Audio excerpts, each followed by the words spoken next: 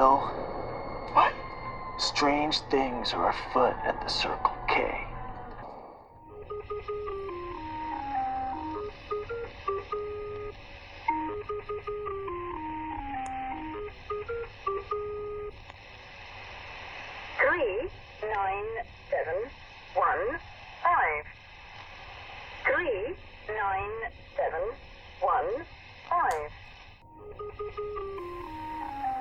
Hello, and welcome to this week's episode of Bigfoot for Breakfast, home of the mysterious and the macabre, where we sit in the basement every week challenging conventional thought.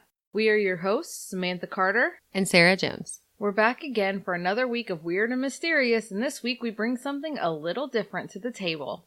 No doubt that most of you have heard of this, bits and pieces here and there, but for anyone who ever wanted to delve a little bit deeper into one of the government's more notorious secret projects, this one's for you. The subject we've chosen tonight is a little more conspiracy and a lot less creepy. It's still pretty creepy. Yeah. The idea, the possibilities. It's creepy, but not shadow people creepy. No, not shadow people creepy. It's also kind of a little less conspiracy even, since the FBI document dump that confirmed the beliefs of conspiracy theorists across the world. If you remember us mentioning astral projection in the Shadow People episode, this will give a little deeper explanation into some of that concept. It's nothing short of amazing what the mind can do, or rather, what the government suspects it can do. It started in Fort Meade, Maryland, 1978, when America was right in the middle of the Cold War with Russia. Tension was super high among countries, and everyone was looking for a new way to get a leg up. The Cold War was a time when the world was advancing in tactics for warfare and moving on from some of the older practices that were seen during the most recent World War II. It is an entirely different type of fight because it was indirect warfare, not exactly hand-to-hand combat and front lines. Probably because the US and Soviet Union were both in possession of nuclear weaponry, and both sides were a smidge nervous about getting into a hot war with the other. Instead, they used diplomacy, money, spies, subversion, and propaganda to gain information and to try to throw off the other side. A whole lot of outlandish ideas and projects came from this time period. Each country was going to great lengths to beat out the other to gather intelligence, and this was constantly causing a lot of distrust and unrest among the citizens. The Cold War was a strange time. It seems controversial to say who started it or how it began, but we do know this. Beyond the deceit, torture, and spying, there were a lot of creepy and questionable antics that were kept tightly under wraps. For years, conspiracy theorists talked about certain projects that were being kept secret, and the largest parts of society wrote them off as certifiable. Upon the declassification of many CIA documents in recent years, it has been realized more and more that they weren't so crazy after all.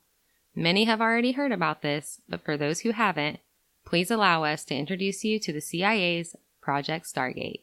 In 1978, the United States began hearing rumors that the USSR was investing in the research and implementation of psychic warfare tactics. This was a whole new concept. They also determined that the United States was at risk due to this research, as the Soviet Union seemed to be making pretty decent advances in this field. The United States wasn't going to be outdone, and the CIA also soon began secret operations and experimentation in the field of psychoenergetics. So I didn't find this info directly in any internet research, but there was a video put out on YouTube by the infographics shows. It shows that the initial Soviet funding was actually 60 million rubles, and I have no idea what that is in US dollars. It sounds like a lot.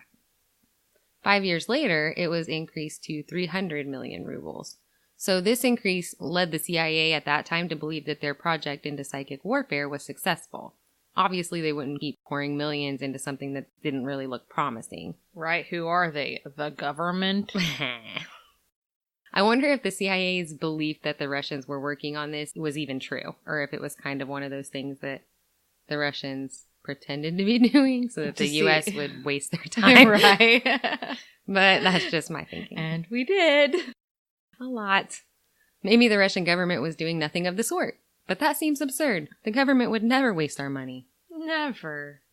Either way, psychoenergetics is defined as the mental process by which an individual perceives characteristics and or communicates with a designated target, remote in space and or time from that individual. To break that down, It's a skill in which a person uses only their mind to see people, places, or even documents located in another space or time. They believe that they would not only be able to see places, people, and documents, but that they would be able to physically alter them, using their minds. This can be done using psychokinesis.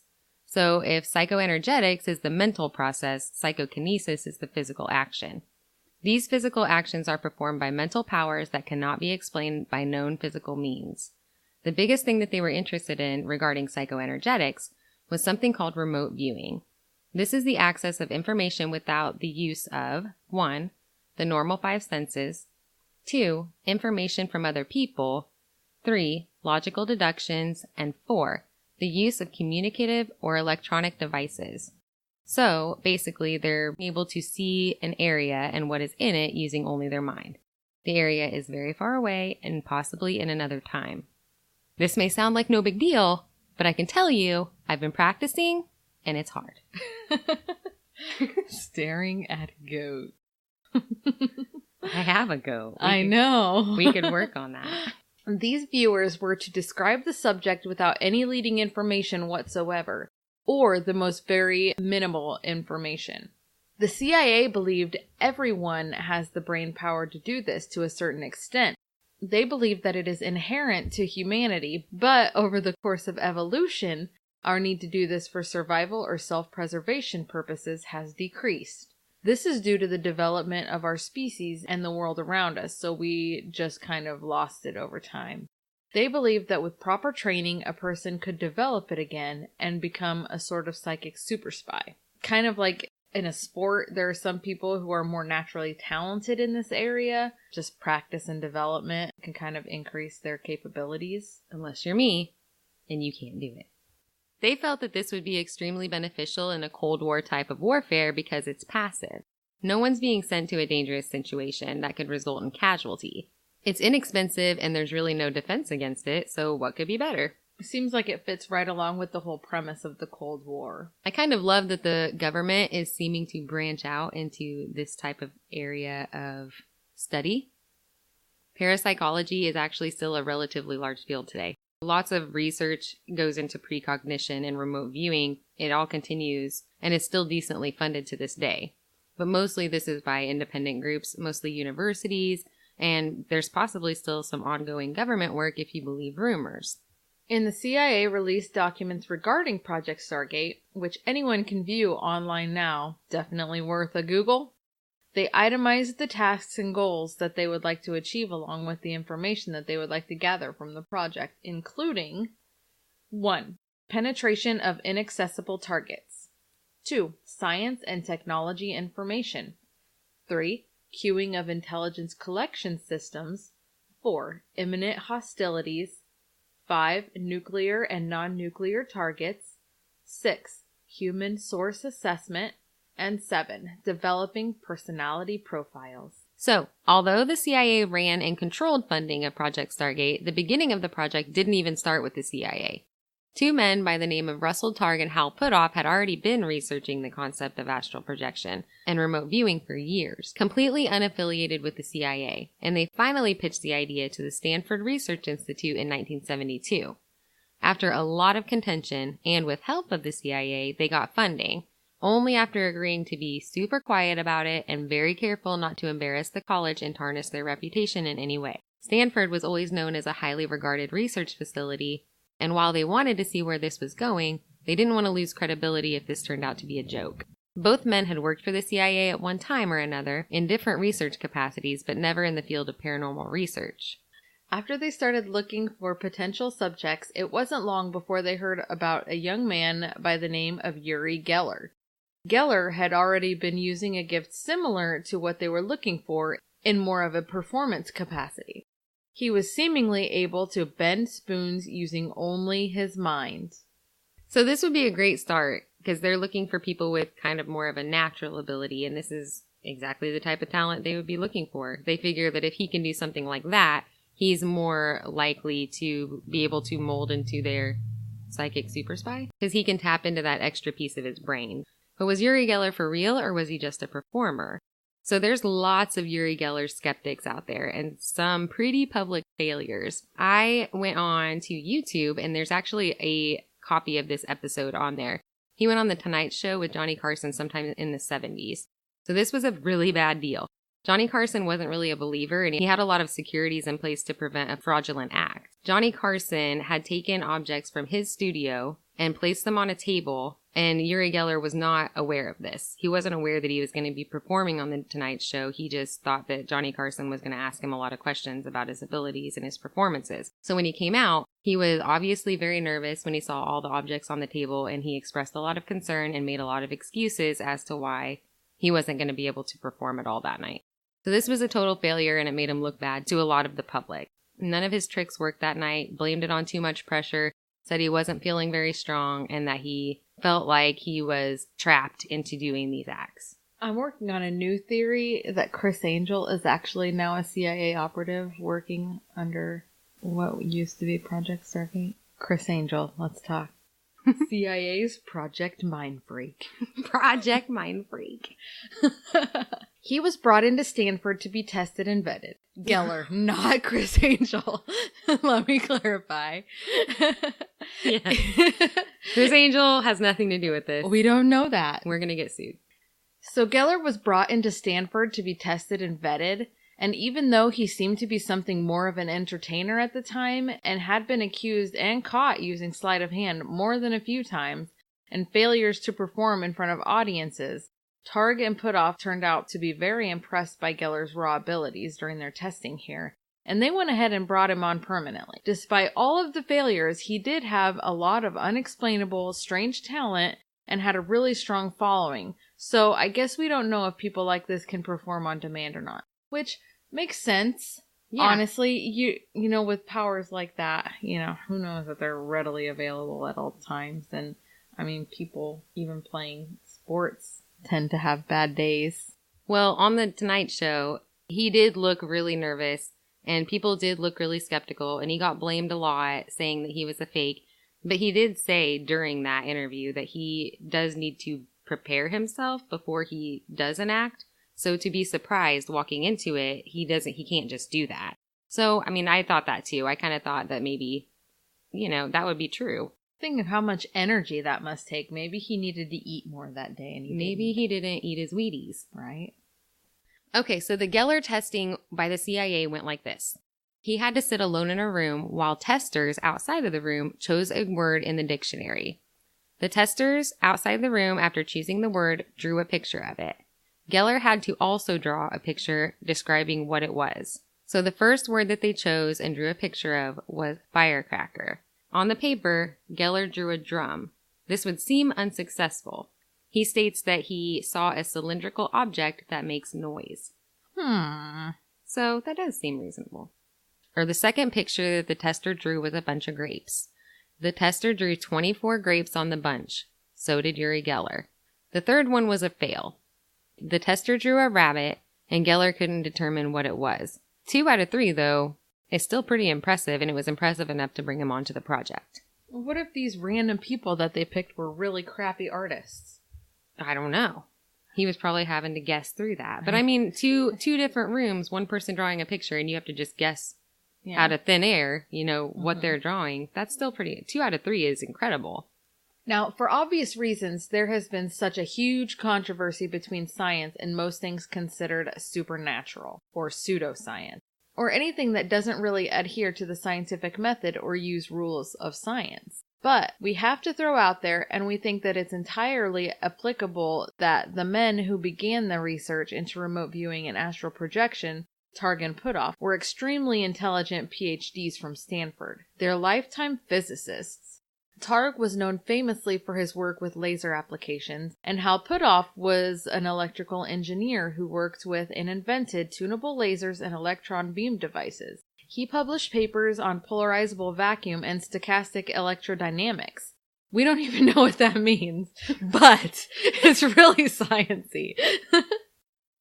Edwin May, the director of Project Stargate, was also a renowned physicist. So, these aren't just Joe Schmoes off the street. These are extremely educated scientific men. I electrodynamic everything. Ingo Swann was the next psychic to be looked at because he had already worked on coordinate remote viewing with the military and Project Scan8. Yes, other aspects of government had already dipped their toes in this type of thing. Swann also caught their eye when he and another woman were asked to blindly locate the site of a sunken shipwreck.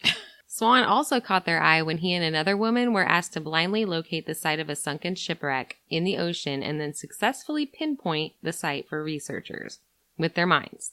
The only information that Swann was given about the wreck was the general area. This general area spanned about 1,500 square miles off the coast of California.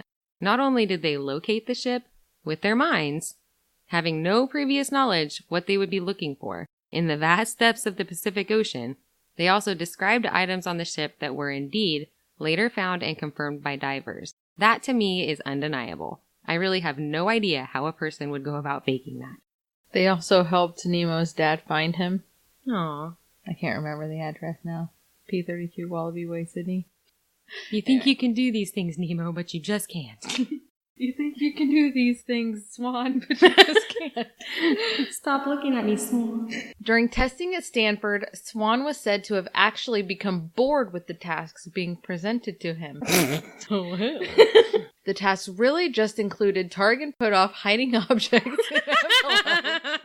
Pick a hand. You get a treat. I'm gonna put both my hands behind my head. $1. Oh, you almost got it. The tasks really just included target and put off hiding objects in envelopes and asking Swan to describe the object without him ever seeing it, which he did successfully several times. He then asked for something more difficult. So they began giving him geographical coordinates to specific buildings and distant outdoor geographical targets.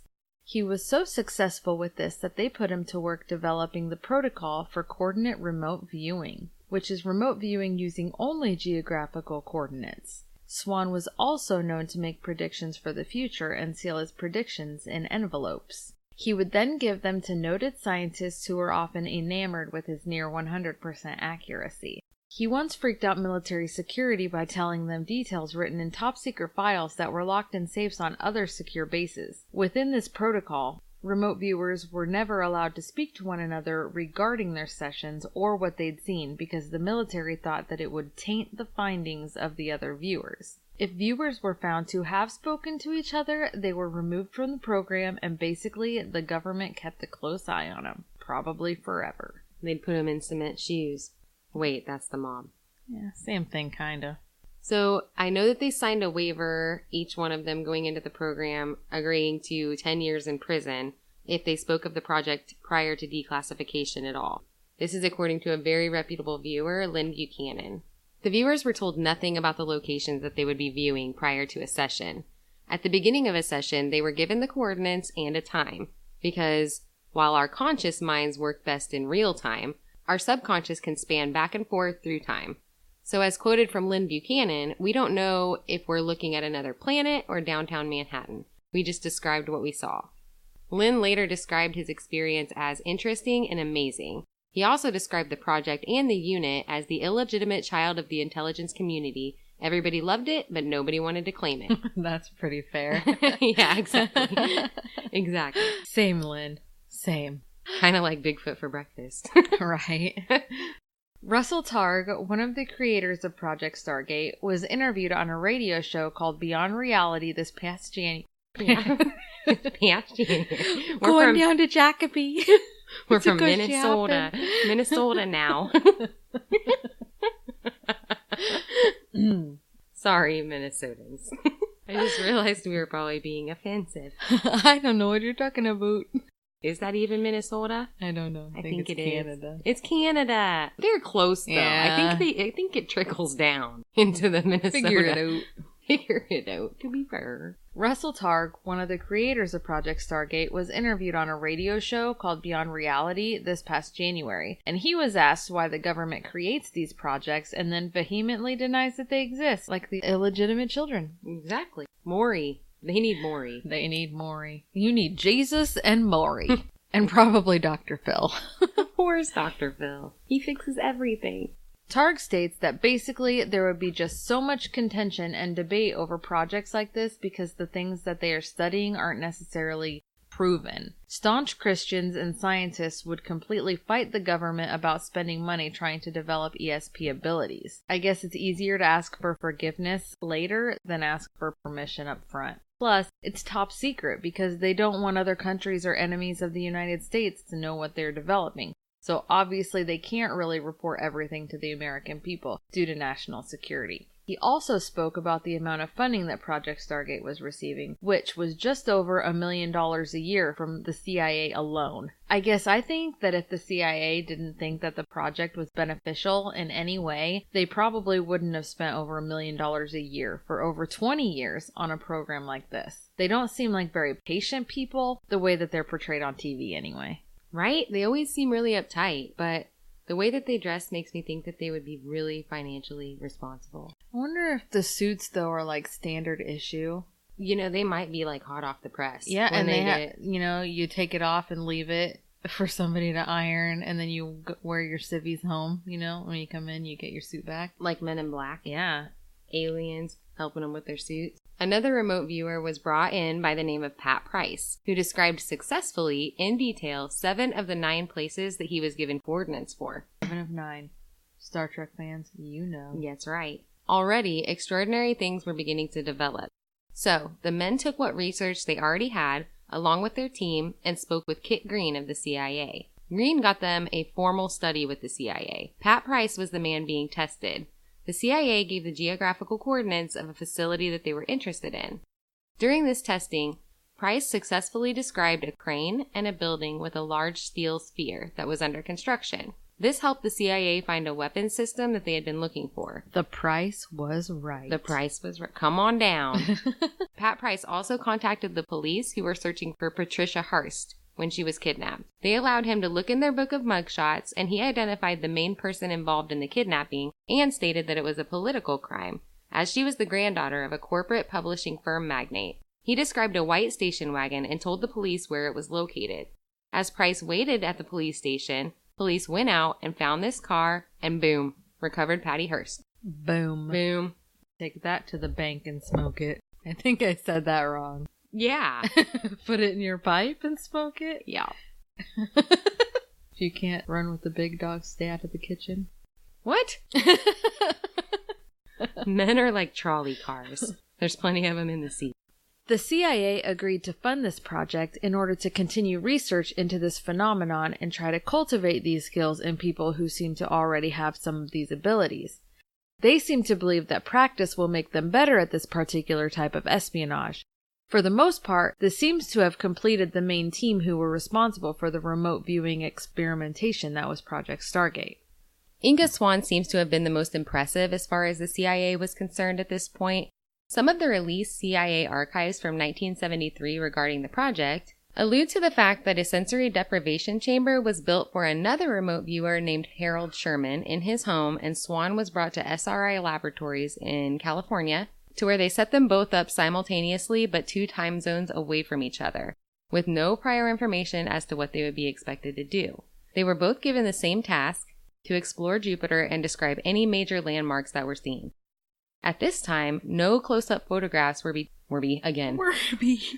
At this time, no close-up photographs had been taken of Jupiter. When they finished, it was discovered that their descriptions were surprisingly similar. They both described the great red spot and the dark cloud that trailed behind it. They also reported the endless fields of suspended crystals in the layers of billowing clouds and the huge electric storms on the surface. Of course, we now know all of this to be exactly right.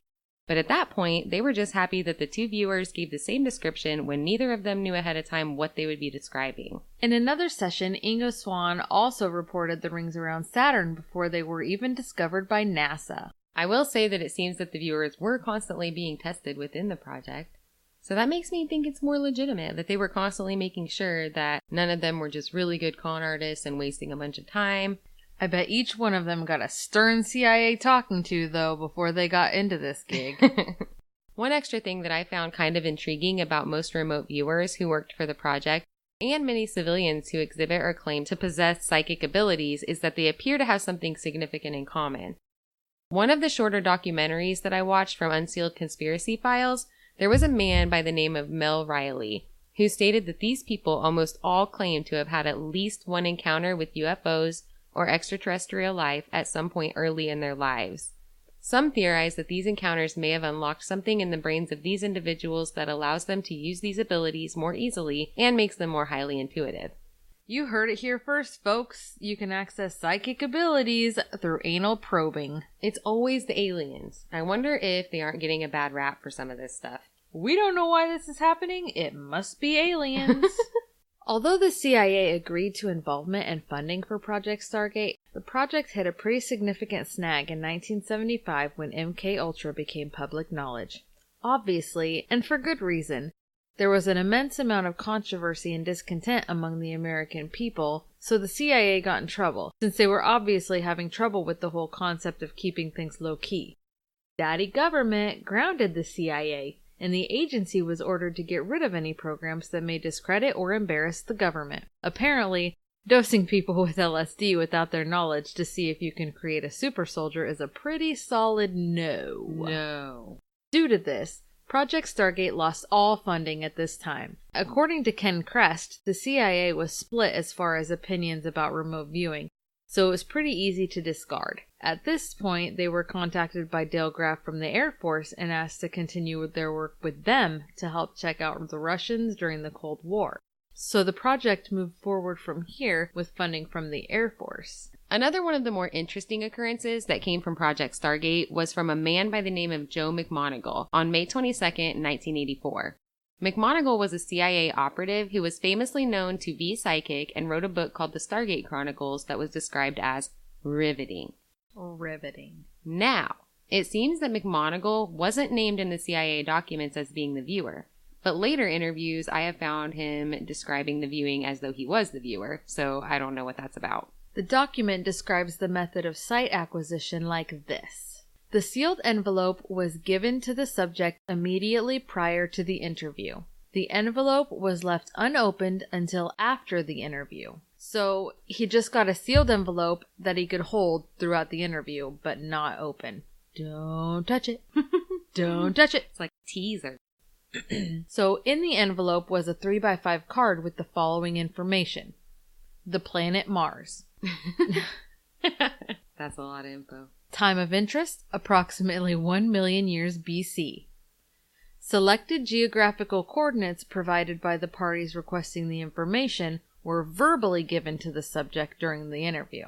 So, it seems that they're wanting McMoneagle to go and view a specific place on Mars during a specific time. But he doesn't know this yet. He doesn't know where he's going. He only has the sealed envelope with the description in it. The initial coordinates on the card seem to have just been a starting point because later they have a guy in the interview sending him to other coordinates within Mars, but he doesn't know that he's looking at Mars.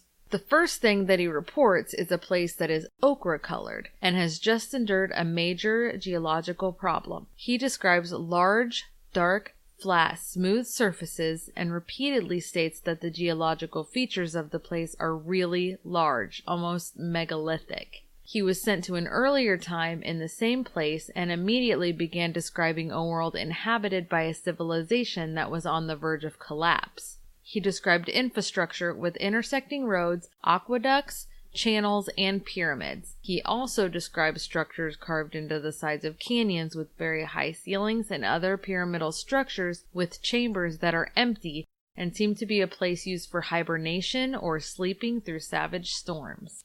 Throughout the viewing, McMoneagle seemed completely astonished and abandoned the guidance of his colleague, going on 30-minute rants about the location. He describes extremely large entities who were wearing strange clothes in this place, and when he was told to initiate conversation with them, he tells his colleague that they are an ancient civilization on the brink of an apocalypse, with members of their civilization gone, having been sent on a mission to find a new place to live and survive with their environment completely failing. Before you carry on, I'm a little confused because he was able to have a conversation with them, so they spoke English? I think it was telepathic. Oh. From what I gathered. Like, it was kind of a mutual understanding. Yeah, I don't know. People talk about communicating all the time with aliens, so I don't know, like, maybe they have a babble fish, like the fish that you put in the ear, yeah. Maybe they have Google Translator. Maybe. I think most of it They probably should, since they invented it and we stole their tech. I think if you think about most abduction stories, they almost always say that they never spoke. It was just like a mutual telepathic understanding. Yeah. So that's what, I guess I don't remember reading that, but that's what I assumed, I guess. I don't know. And that's the telepathic understanding that you have? Right. Yeah. I figured it out. He described them as tall, shadowed figures who appeared to be in a state of hibernation, just waiting for news from their search party. McMonagall asked the entities if they see him the way he sees them. He perceives their response to mean that they do see him, but that they think he's a hallucination. At this point, the guide asks McMonagall to go with the group of beings that left the area in search of a new place to find out where they go. McMonagall successfully locates them at what he describes as an extremely volatile place with huge active volcanoes, different types of storms, and lots of vegetation. McMonagall's session ended, and he was allowed to open the envelope with the name of the place that he was to visit. He opened the envelope, which revealed that he was sent to Mars, approximately 1 million years BC. My question is, the person who is conducting or guiding the viewing, how did they know where and when they needed to send the viewer on Mars in order to find anything? The fact that they even had coordinates and times for Mars during the 80s makes me think that they were looking for something very specific. The Mars Observer was sent out on its mission to check out the planet on September 25, 1991, and signal was lost from NASA when a certain area of the planet was reached. Steve Murillo, director of MUFON LA, states in an interview with Unsealed Case Files that remote viewers were sent to see if they could find it. Again, they were not told prior to the session that they would be viewing Mars or what they would be looking for. The viewers reported that there was an object approaching the planet, which would have been the observer, and that this object was taken over by another larger object and shut down just as it reached Mars. It's speculated that the Mars Observer was hijacked by a UFO. My germs. I licked it, it's mine. Aside from Project Stargate, the Farsight Institute, which is still up and running today, and is a privately run research institute that uses remote viewing in many of their projects, and they aren't the only ones. Today there are many, many facilities around the world in which people are taught and practiced in the field of remote viewing. Why did I miss out on those kinds of opportunities? I don't know. Whenever we were in high school and there was college scholarships going out and we were talking to the high school counselor, not one person said, do you want to go to school to astral project? Not one. Right? I didn't know this was an opportunity. I feel like I was failed. Society failed us. So it's still extremely relevant today. In 2010, they sent viewers to specific coordinates on Mars as well. They came back with visions of a large dome that doesn't appear to be naturally made, underground tunnels and chambers, along with a laboratory that was occupied by humanoid figures. The viewers got the impression that this was not a new civilization, but an extremely ancient one. This sounds somewhat similar to what Joe McMonagall's experience was, so maybe the dying civilization that he saw ended up persevering after all. In 1981, during a routine viewing, McMonagall saw a clandestine Soviet shipyard at which a submarine was being built, but nothing like anything we'd ever had in America. It was much, much bigger and more advanced. McMonagall stated that the submarine he saw was so big that the hull was being put together in 2 huge pieces. He was laughed at by marine engineers who completely dismissed this as true because they had never seen anything like this, and they were sure that no submarine like this had ever existed. Shortly after this viewing, they discovered the existence of the Russian Akula submarine, a giant sub, much bigger than anything that had existed in any other country, that could carry up to 200 nuclear warheads. Boom. Take that, nerds. You just got McMonagall. In one episode of Beyond Belief with George Norrie, an interview was held with Lynn Buchanan, a longtime prominent member of Project Stargate. They talked about the UFO incident at Rendlesham in the United Kingdom. Here, strange lights were observed by military personnel above the woods at the Air Force Base that seemed to be lowering into the forest. Upon further inspection, following the lights, several members of the crew at the base came upon a metallic, triangular-shaped object with multicolored lights that had landed in a clearing. Lynn Buchanan was given geographical coordinates during his remote viewing session that, unbeknownst to him, was the location and time of the UFO incident at Rendlesham Forest. They had him describe the craft, enter it, draw plans, and so on. The first thing that he saw was a control panel, and he noted that the entire ship was actually empty. He figured out from the computer system that it was an autonomous craft, so it wasn't powered by any beings. The craft's purpose was to find something, although he isn't sure what, radio back to wherever it came from and let them know the location so that they could come and retrieve it. Lynn describes the craft as being about 5 to 6 times the size of a car and on the inside looked much, much larger. Sounds a little like the TARDIS, bigger on the inside. We've all heard rumor that there are supposedly buildings and man-made structures on the far side of the moon. Other remote viewers have stated that they've seen this and that this is true. Lynn Buchanan was asked if he himself had ever done any remote viewing on the far side of the moon, and he responded that yes, there were in fact structures on the other side of the moon. Nori asks him to elaborate on the experience, and Lynn responds that he saw these things with the coordinates that he was given, but while he was viewing, didn't know that he was looking at the moon. He describes what he saw as totally desolate, darkish, with lights in the structures. The structures were vertical, but not high-rise. They were industrial looking, but not like anything you see on Earth. They were clearly man-made, but he reports... I'm here to report. Here to report the news. Observe and report.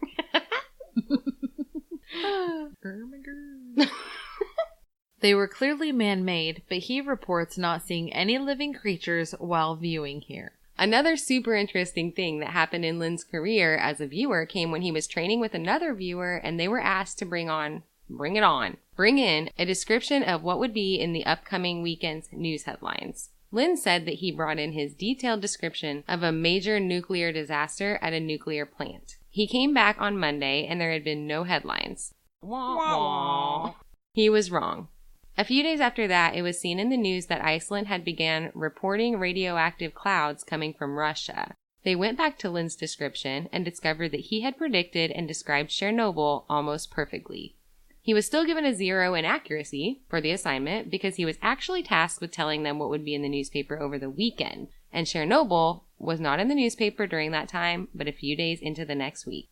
Lynn describes, we've got kind of a weird Russian fixation here, but a lot of conspiracies stem from Russia. I know. And still today. It's putting me on edge. Did you just come up with that? It just came out. Sorry. I liked that one. You're so punny. Lynn describes that one remote viewing episode in his career that he will never forget. Russia was developing a new weapon, and the government had questions about what happens inside the particle beam of this weapon. I'm picturing this. Keep going. Someone had the idea to have a remote viewer step into the beam remotely to see what happens. And, this was definitely a man. This was a concept birthed by the brain of a man. You know that there was a bunch of guys sitting around someone's gotta stand in the beam. Poke it with a stick. You do it. I'll give you $1 if you step in there and see what happens. He states that this was indescribable and beautiful. Time was so messed up that he was able to see forward and backward in time and completely psychedelic. Pew pew. Fire photons. Be cool if you did. Lynn was asked what the most common thing that remote viewers are being asked to do now that the program is shut down and declassified. Lynn responded that they're often asked to assist with police work, medical work, and scientific research and development. As far as police work goes, mostly they deal with drugs, missing children, and missing evidence. He states that he was once asked to assist in trying to predict when a certain shipment of drugs would be coming across the United States border from Mexico and where it would be located. Even though they are asked to assist, the police rarely actually follow through with sending mass officers to these places based only on the prediction of a remote viewer. But this time, they did just that and apprehended a huge shipment at the place and time predicted by Lynn. How much evidence-based practice how much evidence do they need that this is an effective tool to utilize? Why are they still discredited and hiding this? This should be a thing. Well, I think that right now we're talking about all the success stories, but there's been a lot of failures in the world of the psychic. That's true. Psychic folks. And on top of that, not only has there been failures, because it's not an exact science probably, But not only is there a lot of failures, there's a lot of fakes. There's a lot of people who use this, and it's hard to tell who's real and who's not, and how much time do you waste before you figure out that it's a fake, and is that time precious? So it's hard to... I can see their point. Yeah, and then there's also a lot of the whole slippery slope thing in trying to stop crimes before they may or may not happen, you know? We all saw what happened in Minority Report. Help me, Tom Cruise! I have to say that one of the most interesting things that I heard Lynn say during this interview with Nori also really freaked me out. There have been massive rumors that humanity is on the cusp of an event that is going to change our world, but no one really seems to know what it is. And let's admit it, historically, we're kind of due for one. So people speculate a lot about climate change, wormwood, plagues, epidemics, war, and many other things. Buchanan was asked about this because during Project Stargate, he was often asked to investigate the future. Nori asks all the right questions. Nori asked if he knew what we had coming to us. Buchanan answered that he doesn't know the cause, but that we are standing on the edge of a massive die-off of much of the human race. Obviously, this is a negative, but the result would be good for the remnants of humanity, and we will again begin to flourish. The cities will be dead and decaying, emptied out, but the remaining humans will have all of the scientific advances that we had before, but would be a totally agrarian society where there's little in the way of needs. The only information that Buchanan gives as to what may be the cause of this is that it is not a natural disaster, but an intentional die-off. He discovered all of this when he was tasked basically with going to the year 2050 and describing what he saw there. The end of Project Stargate came in 1995, so the government obviously felt that it was useful and compelling enough to keep pouring money into this research for 20 years. When the CIA first got involved, the funding was a mere one-time payment of $50,000. By 1995, upon its end, the government had spent over $20 million on this project alone. I said this before, but I really feel like if they didn't see that this project was going anywhere, and they weren't astonished with the findings that they were getting, funding wouldn't have nearly gone so far. Although Project Stargate has been shut down for several years, and documents from the project were declassified, it's said that we have not stopped researching remote viewing, astral projection, and other parapsychology. Basically, it sounds like most of the people who were involved in Stargate definitely believe that there's a real possibility in this, but they weren't really showing much promise as far as bettering national security with methods that they were using. Many of the members of Project Stargate still actively practice remote viewing and are willing to talk about it. They scrapped Stargate and created an entirely new program with new methods of research. It's said that the United States still has a vested interest to this day, and it's speculated that Project Stargate got to the point where it had grown too large to be kept a secret. Too many people knew too much about it. It's said that they got rid of the project, developed an official story that it wasn't beneficial and that they were shutting it down, but really they just took the whole thing underground with only specific key people involved. However, there are a lot of skeptics out there who really don't seem impressed with the methodology used in these sessions. I have to say, too, that even the declassification of documents that they put on the internet, I feel like was almost a way to appease conspiracy theorists that have been talking about it for so many years and so obsessed with the fact that there was this underground program that the government wasn't talking about. And I really feel like they didn't put out really any information. They're really stingy about it, so it's pretty much a bunch of black Sharpie lines with a few words every now and then. Well, there is. I mean, I found a lot of cool information in it, but I don't think that they would have even put out, like, the best information. No. They just gave them a little bit so that they would be like, I told you this was going on. Just enough to make us stop looking into it. Yeah, to shut us up. But here we are. Still talking about it. Boom. This project was adamantly denied by the United States government and the CIA for years through numerous accusations. A few years back, due to an executive order 13526 from the president in 2009, thanks, Obama, the CIA declassified a percentage of the documents and uploaded them to their website where people can view them online. Note that I said a percentage, possibly due to national security issues. Many documents concerning Stargate are reportedly still classified to this day. Meow. The vast majority of these documents really don't tell us much, but some of them are certainly worth a look. When the dump happened... I have a really hard time not laughing every time you refer to it as the dump. Well, that's what they call it, but it is funny.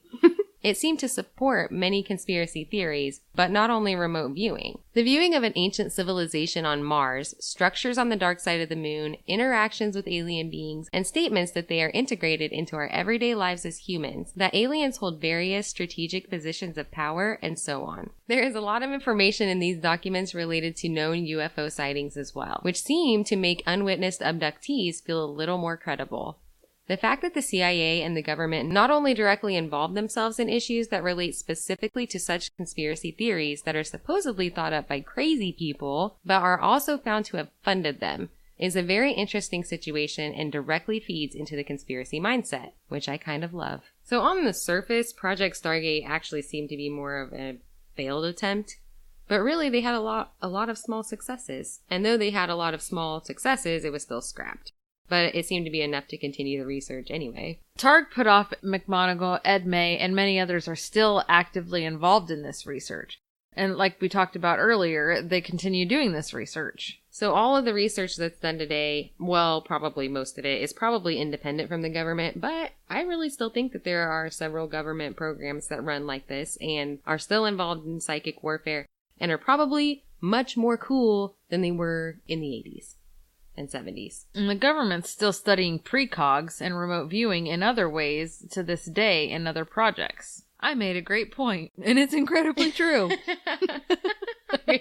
There was a guy named Jeffrey Mishlove who actually interviewed Edwin May, and I thought he had a really good point. Edwin May is a parapsychologist, and he has a PhD in low-energy experimental nuclear physics, which sounds really smart. There's a YouTube channel called New Thinking Aloud that Mishlove hosts, and he talks about appreciating the failed experiments like Project Stargate, because really you learn as much or more from things that fail, especially when you're going into something that you really know nothing about and everybody's practicing and getting better with time and learning together. Science learns from its mistakes and blind alleys. Like Thomas Edison learned how many different ways not to make a light bulb. That's it for this week's episode of Bigfoot for Breakfast. We really appreciate you listening, if you even are. Don't forget to stop by iTunes to comment and rate us. Please don't forget to push the subscribe button on whichever podcast platform you're listening from. It really makes a lot of difference. Make sure and watch for new episodes every Monday. What do you think about Project Stargate? Scrapped and gone, or underground and still kicking? Visit our website at www.bigfootforbreakfast.com to participate in a poll and leave us a comment telling us what you think, because we really do want to know what you think. Thanks for listening. Werby.